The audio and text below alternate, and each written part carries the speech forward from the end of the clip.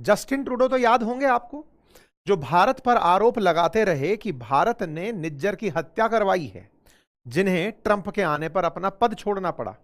आज Justin Trudeau तो नहीं है, लेकिन अमेरिकी खुफिया एजेंसी एफबीआई और कनाडा की खुफिया एजेंसी ने यूरोप की एजेंसीज के साथ मिलकर वही बात लगभग पता लगाई है जो शायद ट्रूडो कह रहे थे। बस अंतर इतना है कि ट्रूडो भारत पर आरोप लगा रहे थे कि भारत सरकार किन्हीं को बोल करके निज्जर की हत्या करवाई। एफबीआई की रिपोर्ट में बात निकल आई कि भारत में रह रहा लॉरेंस बिश्नोई बैठकर कनाडा के अंदर निज्जर की हत्या करवा दिया। भारतीय जेल में बंद एक अपराधी के द्वारा अंतरराष्ट्रीय क्राइम कर दिया गया। इस बात को अमेरिका ने बकायदा एक मिशन चलाकर, जिसका नाम रखा गया हार्ड बॉल, ये बात पब्लिक के सामने डिक्लेयर करी और कहा कि हमारी तमाम एजेंसीज ने लगकर कुल 37 लोगों के नाम उजागर किए हैं जो अमेरिका, यूरोप, कनाडा इनके अंदर अपराध कर रहे हैं। इनमें से लॉरेंस बिश्नोई भारत में है और लॉरेंस बिश्नोई के लिए काम करने वाला गोल्डी बरार, उस पर $50,000 का इनाम रखा गया है, जो कनाडा बताया जाता है। आइए आज के सत्र में चर्चा इस बात की कि जिस लॉरेंस बिश्नोई को अमेरिका ने अपना अपराधी करार कर दिया है, क्या उसे भारत प्रत्यर्पित कर देगा? यानी कि भारतीय जेल में अगर बंद है तो अमेरिका के मांगने पर उसका प्रत्यर्पण का मतलब एक्सट्रेडिशन, यहां से उठाकर अमेरिका भेज दिया जाएगा। इस विषय पर आज चर्चा करेंगे, लेकिन उससे पहले एक चर्चा और बात की कि अल्टीमेटली मामला कनाडा का, तो अमेरिका एंट्री कैसे कर गया और इस मामले में किस तरह से सरकार को क्लीन चिट दे दी गई। पहले ट्रूडो इस काम के लिए भारत पर आरोप लगा रहे थे, क्योंकि भारतीय जेल में बंद अगर अपराधी दूसरे देश में अगर कोई क्राइम करवा रहा है तो जेल की सरकार, यानी जेल के अंदर से कोई ना कोई सुरक्षा अधिकारी मिला हुआ है और जेल देश की सुरक्षा में चल रही है। तिहाड़ के अंदर जेल है, तिहाड़ जेल की बात है, साबरमती जेल की बात है, तो जेल से बैठकर कोई अपराधी दूसरे देश में क्राइम करवा रहा है, इसका मतलब सरकार भी उसके अंदर बिजी है। अब आज के सत्र में चर्चा इस बात की करते हुए कि अल्टीमेटली अमेरिका ने क्या डिकोड किया और अमेरिका ने लॉरेंस बिश्नोई को अगर मांग लिया तो क्या भारत सरकार उन्हें प्रत्यर्पित कर देगी, यानी कि अमेरिकियों को लॉरेंस बिश्नोई दे दिया जाएगा। आइए इस विषय के ऊपर डिटेल से चर्चा कुछ इन बिंदुओं के तहत करते हैं कि क्या है एफबीआई की फाइंडिंग और किस तरह से आगे की चीजें बढ़ने वाली हैं।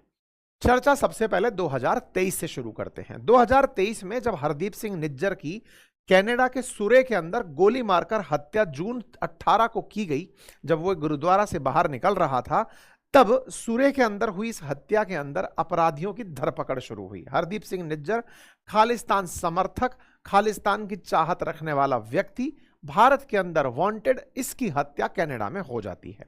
जब कनाडा में इसकी हत्या होती है तो कनाडा की पुलिस के द्वारा 2 भारतीय मूल के आरोपियों को गिरफ्तार किया जाता है, क्योंकि इसका वीडियो जब गिरफ्तार किया जाता है, फिर इसके बाद में मार्च 24 में, यानी 2024 के मार्च में एक वीडियो जारी किया जाता है कि कैसे निज्जर की गाड़ी पर अज्ञात हमलावरों ने हमला किया। जब हमलावरों का हमला हुआ तो इस बारे में ट्रूडो बाहर आते हैं और निकलकर सीधा भारत सरकार पर आरोप लगा देते हैं। आरोप लगाते ही नहीं रुकते, अपितु भारतीय डिप्लोमेट्स को भी यहां से निकालकर भारत भेज देते हैं। यानी कि एक तरह से ट्रूडो भारत के साथ अपने संबंधों को निज्जर की हत्या के तुरंत बाद पूरी तरह खत्म कर देते हैं, डिप्लोमेट्स को बाहर निकाल देते हैं। यह भारत और कनाडा के बीच तल्ख रहे समय का बहुत ही एक्सट्रीम था। भारत सरकार लगातार ट्रूडो के मसले पर और निज्जर के मामले पर कनाडा के साथ लगातार बिगड़ते संबंधों को ऑब्जर्व कर रही थी। जो वो कर रहे थे वो हम भी करते चले जा रहे थे। इस बीच में ट्रूडो इलेक्शन में जाने की तैयारी के नाम पर जो खालिस्तान समर्थित हैं या फिर पंजाबी जो वहां रहते हैं, उनका वोट पाने के लिए तैयारी कर रहे थे। ट्रूडो अपने काम में लगभग सफल भी चल ही रहे थे, लेकिन उन्हें नहीं पता था कि अचानक ट्रंप आ जाएंगे, जो ट्रंप ट्रूडो को पसंद नहीं करते, जो ट्रंप ट्रूडो से कहते हैं कि कनाडा को 51वां राज्य हमारा बना दो। बस यहीं पर कुछ गड़बड़ होना शुरू हुई। कुल मिलाकर के भारत और कनाडा के बीच के संबंध जब तक बिगड़ चुके थे, उसके बाद ट्रंप की उधर एंट्री होती है। इस बीच में एक खबर और आती है, और खबर यह आती है कि जो मोस्ट वांटेड आतंकी अमेरिका के अंदर रहता है, पन्नू, उसको मरवाने के लिए भारतीय सेना, मतलब भारतीय खुफिया एजेंसीज ने किसी विकास नाम के व्यक्ति को टारगेट दिया था। निज्जर के बाद में पन्नू की हत्या का प्लॉट तैयार किया गया था। यह बात अमेरिकी खुफिया एजेंसीज कहना शुरू कर देती हैं। मतलब ओबामा का जब प्रशासन था, सॉरी माफी चाह रहा हूं, बाइडेन का जब प्रशासन था, ओबामा के जो बाद के जो राष्ट्रपति रहे, बाइडेन भारत पर यह दबाव बनाते रहे कि आपके यहां की जो जांच एजेंसीज हैं उन्होंने पन्नू को मरवाने के लिए अपने अधिकारियों को भेजा हुआ है, या अधिकारी जो हैं वो इस प्रकार के अपराधियों के संपर्क में आकर के पन्नू को न्यूट्रलाइज कराना चाहते हैं। पन्नू जिसके पास कनाडा और अमेरिका दोनों की नागरिकता है, ठीक है। ऐसे में साहब भारत के ऊपर उस समय तमाम दबाव के प्रयास किए जाते हैं। कनाडा के अंदर 3 भारतीय नेशनल्स को गिरफ्तार मई 2024 में कर लिया जाता है। इस बीच में खबर निकलकर आती है कि कनाडा के अंदर लॉरेंस गैंग जो है वो खालिस्तानियों को मरवा रही है। भारत बार बार डिनाई करता रहता है। दिसंबर 20 2024 तक भारत साफ कहता रहा कि ऐसा कोई भी हमारे ऊपर, मतलब आपके पास कोई प्रमाण नहीं है कि इसमें हम इन्वॉल्व हैं। कोई बात नहीं साहब, कनाडा अपनी तरफ से सारी चीजें करता रहा।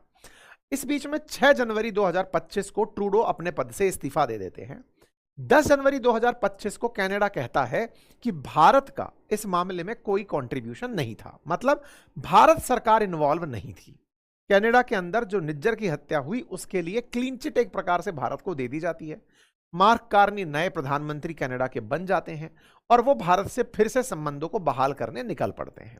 इसी बीच में ये तमाम चीजें जो चल रही थी, उधर की तरफ पन्नू को मारने का प्लॉट, इधर निज्जर की हत्या, ये सारी की सारी चीजें अमेरिकी खुफिया एजेंसीज भी जांच रही थी।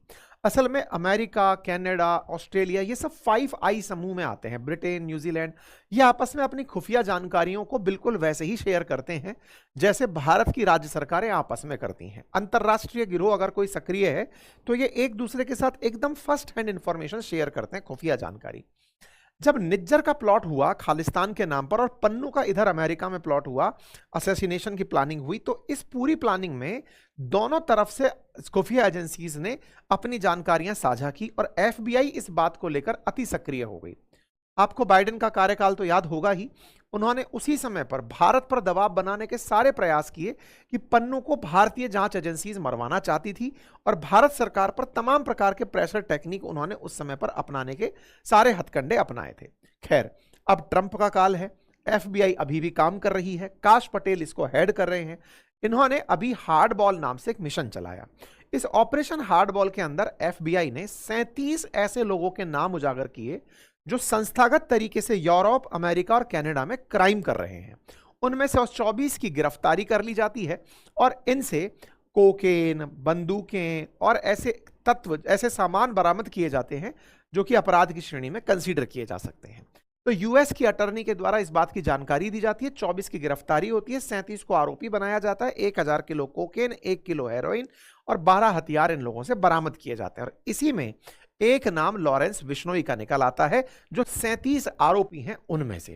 24 गिरफ्तारियां, 37 आरोपी, 37 में से मतलब कि कुल बचे 13 लोग। उनमें से बिश्नोई समूह का लॉरेंस बिश्नोई, भवानीपुरिया गिरोह और धांडा नेटवर्क रविंद्र सिंह धांडा, इनके नाम भी निकलकर चले आते हैं। ऐसा ये पूरी तरह से भारत से ऑपरेट होने वाले या भारत से संबंध रखने वाले सिंडिकेट हैं जिनकी जानकारी आपने बाहर निकाली।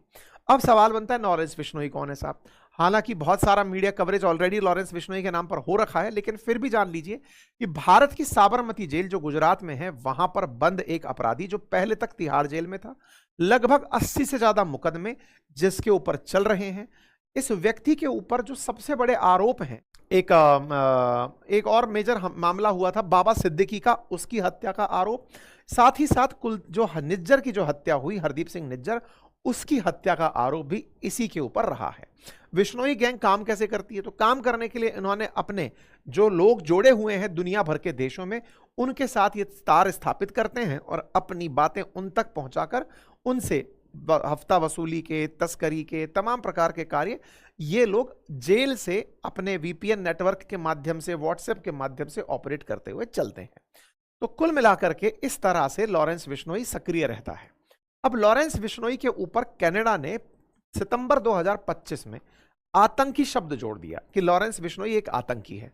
वो व्यक्ति जो भारत के जेल में बंद है, ऑलरेडी 80 से ज्यादा मुकदमों में वो तमाम तरह की कोर्ट के सामने अपीयर हो रहा है। उस पर आरोप लगता है कि लॉरेंस बिश्नोई के कहने पर गोल्डी ब्रार ने निज्जर की हत्या करवाई। और इस पूरे कारनामे के लिए इन दोनों को तारों को आपस में जोड़ दिया जाता है। यहां पर साहब कहानी को इस तरह से आगे बढ़ाया जाता है। इसी पर अभी जो खबर निकल कर आई कि एफबीआई ने 37 लोगों के जो नाम निकाले, वो 37 लोग, उनमें से 24 जो गिरफ्तारियां हुई वो इन्हीं लोगों से जुड़े हुए लोग थे, जिन पर हत्या, रंगदारी, अपहरण, ड्रग ट्रैफिकिंग इस तरह के आरोप लगे थे। इस ऑपरेशन हार्डबॉल के अंदर 6 बड़ी बातें रही। क्या क्या रही कि साहब ये अपराधी 3 जगह से ऑपरेट होते थे। दूसरा, इंटरनेशनल क्राइम नेटवर्क में 50 से ज्यादा ठिकानों पर रेड करी गई थी। 24 गिरफ्तारियां इनके द्वारा की गई थी, और जिन लोगों को इन्होंने गिरफ्तार नहीं किया वो इस तरह से थे, जिनमें गोल्डी बरार, जिसमें से रोहित गोदारा, लॉरेंस बिश्नोई जो कि ऑलरेडी कस्टडी में है भारत में, ना तो रोहित गोदारा कस्टडी में है ना गोल्डी बरार है। रोहित गोदारा यूरोप का काम संभाल रहा है, गोल्डी बरार उत्तर अमेरिका का यानी कि यूएसए और जो आपका कनाडा है उसका काम संभाल रहा है। एक इधर की तरफ गुरिंदरजीत सिंह का नाम और निकल कर आया, जो आपको थोड़ी देर में मैं आगे चलकर बताऊंगा, एक अधिकारी पुलिस का, उसका नाम जुड़ करके आया। ऑपरेशन हार्डबॉल का डिक्लेरेंस होता है और यह बताया जाता है, देखो साहब हमने इन लोगों के जो जुड़े हुए लोग हैं 24 लोग, उनसे यह सब बरामद किया है और अब इन लोगों पर सीधा सीधा कार्रवाई होना शुरू होगा। बिश्नोई गैंग के बारे में मैंने आपको जानकारी दे दी कि ये व्हाट्सएप के थ्रू ही सारा काम करता है, और काम करने के लिए इन्होंने जेल से ही अपना नेटवर्क पूरा पूरा बना रखा है। ये 3 लोग हैं, भगवानपुरिया सिंडिकेट, डांडा नेटवर्क और बिश्नोई एंटरप्राइजेस बनी हुई हैं।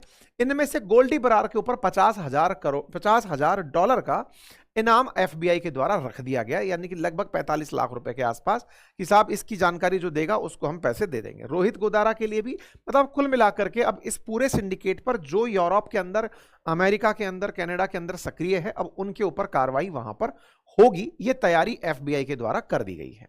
ये तो रहा पूरा की पूरा सिस्टम। और सबसे बड़ी बात यह कि ये चर्चा में इसीलिए है कि जेल से काम करते हैं, इसलिए भारत पर सवाल खड़े हैं कि साहब भारत की सुरक्षा एजेंसी से इतना कैसे पुअर काम कर रही हैं कि वहां से काम हो रहा है और किसी को पता ही नहीं है। दुनिया भर की जांच एजेंसीज बता रही हैं कि लॉरेंस बिश्नोई जेल से ऑपरेट कर रहा है, लेकिन जेल के लोग कह रहे हैं कि हमने 24 घंटे उसको कैमरे के सामने रखा हुआ है, पूरी तरह से ऐसे आइसोलेटेड विंग में उसको बंद किया हुआ है, कैमरे की निगरानी में वो रहता है, केवल वकीलों से मिलता है, पूरी तरह मतलब जहां से कोई नेटवर्क ना पहुंच सके, इस प्रकार की व्यवस्थाओं में लॉरेंस बिश्नोई रहता है।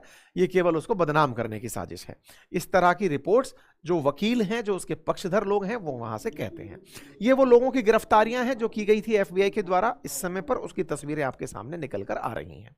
ये रहा साहब पूरी तरह से अपडेट। तो अब सवाल बनता है कि जब अमेरिका ने जिसे अपराधी घोषित कर दिया, तो क्या भारत सरकार उस व्यक्ति को अमेरिका को सौंप देगी? क्योंकि अल्टीमेटली पॉइंट यह है कि अमेरिका के अंदर अगर अपराधी है, तो क्या भारत सरकार उस व्यक्ति को अमेरिका को सौंप देगी? क्योंकि अल्टीमेटली पॉइंट यह है कि अमेरिका के अंदर अगर अपराधी है, तो भारत की जिम्मेदारी, क्योंकि भारत की जेल में तो वो बंद है, तो क्या भारत उसे सौंप देगा? अब सौंपना कैसे होता है? असल में जैसे भारत नीरव मोदी को मांगता है ब्रिटेन से कि साहब उसे हमें सौंप दो, विजय माल्या को हमें सौंप दो। क्यों मांगता है? क्योंकि इन देशों के बीच में एक प्रत्यर्पण संधि साइन हो रखी होती है, ट्रीटी ऑफ एक्सट्रेडिशन। ये क्या होती है कि अगर हमारा अपराधी है, आपके देश में अपराध करके छुपा हुआ है, मतलब हमारे देश का अपराधी है, आपके देश में अपराध किया हुआ है और छुप किसी देश में गया है, तो जिन 2 देशों के बीच में बातें हो रही हैं, अपराध जिस देश में हुआ है वो देश उस व्यक्ति को मांग सकता है कि साहब हमारे देश का अपराधी है, आपसे हमारी अब संधि हो रखी है, उस अपराधी को हमें सौंपो। मान लीजिए कि ब्रिटेन और भारत की बात करें, तो अगर कोई ब्रिटेन का अपराधी भारत में अपराध करके वापस ब्रिटेन चला गया, तो भारत उसे मांग सकता है कि उसे हमें वापस दो। या उल्टा कर लो कि आज भारत में अपराध करके नीरव मोदी ब्रिटेन में रह रहा है, तो भारत ब्रिटेन से उसे मांग सकता है कि हमें उसे यहां भेजो। क्लियर? अब ऐसे ही भारत का अपराधी लॉरेंस बिश्नोई, उसने अमेरिका में भी अपराध कर दिया या कनाडा में भी अपराध कर दिया, तो अपराध अब 2 जगह हो गया। अगर लॉरेंस बिश्नोई भारत में बिना किसी अपराध के रह रहा होता और ब्रिटेन में कनाडा में उसने अपराध किया होता, तो कनाडा की पुलिस उसे भारत से मांगती कि साहब आपके देश का नागरिक है, हमारे यहां अपराध करके बैठा है, उसे सौंपो। तो हमारे पास में केवल उसके सौंपने के अलावा कोई विकल्प नहीं होता। अभी स्थिति अलग है, ये भारत में भी अपराधी है और इसके ऊपर 84 मुकदमे दर्ज हैं। तो ऐसे में भारत में भी अपराधी और वहां भी अपराधी, तो यहां धारा 31 बीच में आ जाती है। मतलब क्या है? मतलब ये कि जो एक्सट्रेडिशन संधि है ना 1962 की, उसमें प्रावधान ये है कि आपके यहां पर अपराध करने वाले ने अगर हमारे यहां भी अपराध किया हुआ है, तो पहले हमारी जेल उसको उन अपराधों की सजा सुनाएंगी और उस अपराध की सजा को काटने के बाद हम सोचेंगे कि उसे आपके यहां भेजें या नहीं भेजें। नीरव मोदी को हम क्यों मांग पाते हैं? क्योंकि मेहुल चौकसी, नीरव मोदी, इनको क्यों मांगते हैं? क्योंकि इन्होंने उन देशों के अपराध नहीं किए।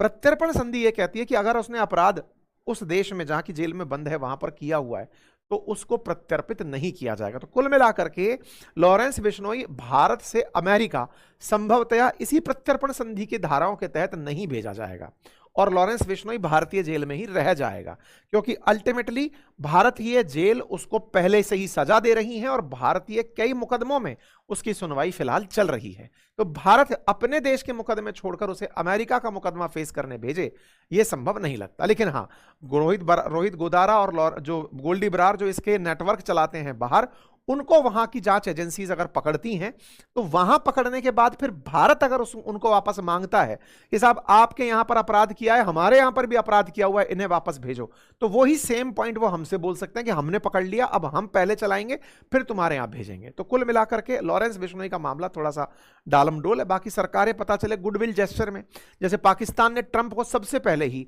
उस अपराधी को जिसने अमेरिकियों को अफगानिस्तान से निकलते समय धमाका करके मारा था, पाकिस्तान ने उस आतंकी को पकड़ते ट्रंप को भेंट में सबसे पहले वही भेजा बकरे की तरह, साहब लो साहब आपकी ईदी आ गई, बिल्कुल उस तरीके से हरकत करी थी। अब सरकारें किसी सरकार को प्लीज करने के लिए कि लो साहब पकड़ो, हमारे लिए तो अपराधी है, आपके लिए भी अपराधी है, ले लो, तो उसका कुछ कह नहीं सकते। फिलहाल के लिए कानूनी रूप से तो फिलहाल जानकारी इतनी ही है। बाकी एक एसएचओ पर भी आरोप है। एसएचओ का नाम बताया गया है गुरिंदरजीत सिंह, जो कि पंजाब के अंदर है। बोले ये भी वसूली कर रहा था। तो अब देखते हैं एफबीआई के लिए इस एसएचओ को सरकार सौंपती है या नहीं सौंपती है।